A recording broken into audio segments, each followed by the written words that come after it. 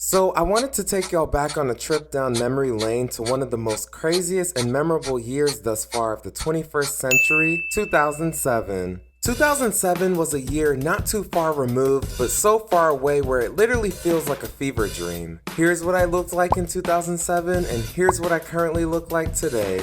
I know, handsome, right? It's crazy to believe this year was over 15 years ago at this point. What a time to be alive. I was actually in middle school during this year and experienced mostly everything in real time. Pop culture was so different back then and things felt much more simpler compared to now. I thought it would be fun to make a video just to look back and reminisce on how crazy of a year 2007 was. Everything from the celebrity scandals to the films to the TV shows, music, technology, and fashion, 2007 was an unforgettable year that definitely left a huge mark on pop culture.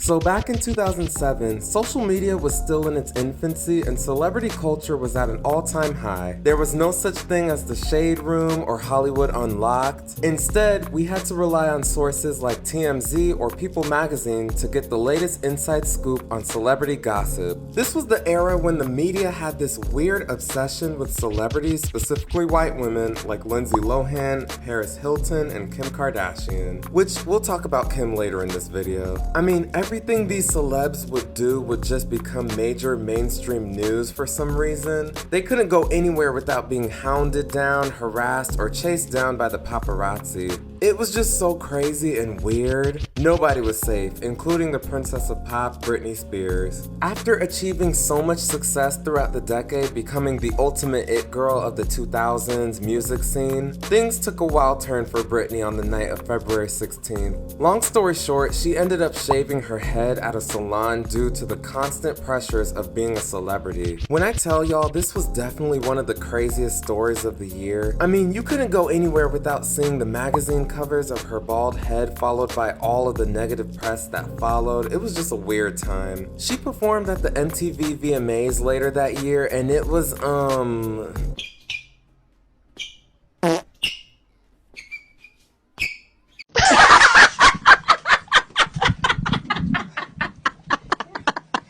Yeah, the media ripped Britney's performance to shreds directly after saying it was one of her worst live performances. Now I know a lot of her fans consider this to be an iconic performance, but it's definitely not a good performance. I mean, look at this. It's definitely iconic for all of the wrong reasons, I guess. I mean, this performance, it was just really sloppy and lazy. You can tell that she was forced by her label to do this performance, just tragic. But on a good note, however, Britney did have a comeback years later and further solidified her status as one of the biggest pop stars ever. Celebrity obsession in 2007 continued when a specific tape of socialites Ray J and Kim Kardashian was accidentally leaked to the public. You know what tape I'm talking about. Yeah, no matter how much they try to deny it, it's pretty obvious that this was planned to boost the Kardashians' family career and star power. You don't really act, you don't sing, you don't dance, you don't have any, forgive me, any talent. But we're still entertaining people. You know what they say, the devil works hard, but Chris works harder. But I digress. Regardless, due to the tape, it led to the family getting their own reality TV series called Keeping Up with the Kardashians. We've all seen it. The show premiered on E! Later that year and quickly became an instant success amongst fans, bringing in millions of viewers, high ratings, spin-offs, business ventures, and a whole lot of public attention. Because of the success of the show, the Kardashians ended up lasting for a total of 20 seasons, causing them to become one of the wealthiest and famous families ever, despite being hated by many people in the industry.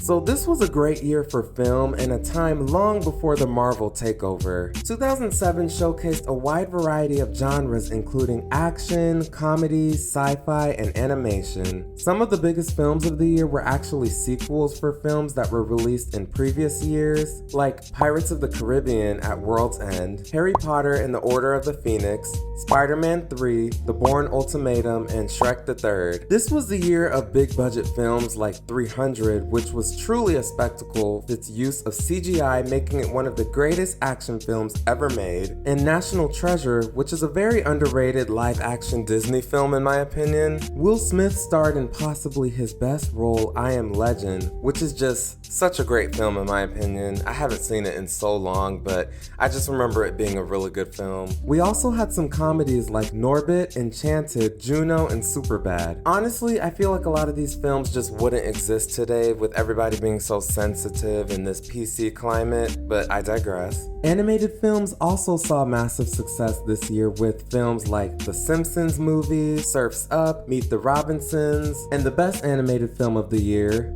B-Movie. Oh my gosh, yeah, B-Movie. This was definitely just the best movie of the year in my opinion. Everything about this movie is just iconic. Jerry Seinfeld as Barry Benson, that was just such a good choice. I mean, this was just such a good movie from start to finish, and psych! Yeah, B-Movie is not a good movie at all. It's one of those movies where it's so bad, it's good, if that makes sense. Yeah, the best animated film of the year would actually end up being Disney Pixar's Ratatouille. I love that film. This truly was an amazing film that really surprised me. At first, I thought the concept of having a rat as a chef was just super weird and gross and disturbing, but it ended up working, becoming one of the best films of the year. And possibly the most overhyped release of 2007, in my opinion, has to be the live-action Transformer movie with Shia LaBeouf and Megan Fox. I mean, this movie was fine, I guess. Just one of those films that would have worked more as an animated series. 2007 was definitely a big year for television. So many iconic 2000s shows premiered this year, including Mad Men, Gossip Girl, The Big Bang Theory, and Keeping Up the Kardashians, which I mentioned earlier. This was also a fun time to be a kid. You had shows like Chowder that came out on Cartoon Network, while Nickelodeon had the Naked Brothers Band, Just Jordan, and iCarly, which was one of my favorite shows growing up. And Disney Channel had shows like Phineas and Ferb, Cory in the House, as well as Wizards of Waverly Place, which were all big hits that year. Speaking of Disney Channel, Hannah Montana was in its peak of popularity at this time, so much so that the show's first major tour ended up being sold out within 15 minutes after they went on sale. That's pretty insane considering that this was just some show on Disney Channel.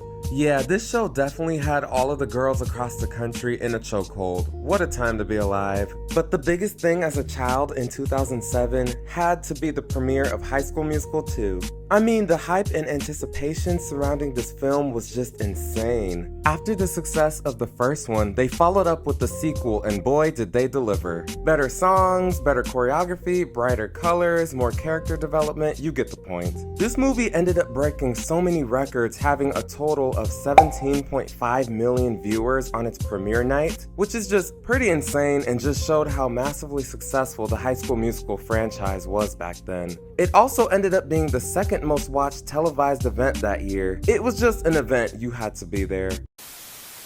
2007 was definitely one of the biggest years for pop music. I mean, so many iconic songs and albums from many different artists and genres were released this year. This was definitely the era of ringtones and iPods. I actually didn't have an iPod at the time because my parents just never got one for me, but whatever, that's another story for another day. Some might consider this to be the best year for popular music in the 2000s, while others might say this was an overrated year full of trashy, overplayed radio hits. Some of the biggest hits this year included songs like Don't Matter by Akon, Girlfriend by Avril Lavigne, Buy You a Drink by T-Pain featuring Young Jock, Hey There Delilah by the Plain White T's, What Comes Around Goes Around by Justin Timberlake, and Irreplaceable by Beyonce, which actually ended up being the #1 song of the year according to Billboard. This was also a really big year for Fergie, who had 3 singles that were just everywhere that year. Fergalicious, Big Girls Don't Cry, and Glamorous were all massive hits that you just couldn't escape in 2007. Soulja Boy had us all running to the dance floor with his big hit Crank That. This was actually one of the first hits to go viral on the internet. I remember it like it was yesterday, everybody trying to recreate the dance. Rihanna released Umbrella, which ended up being the song of the summer. Umbrella was actually the song that really helped solidify Rihanna as an international superstar. You couldn't go anywhere that year without hearing it, as it was inescapable that summer, making it one of the biggest singles that year. And then Kanye dropping one of his best albums of his entire career, Graduation.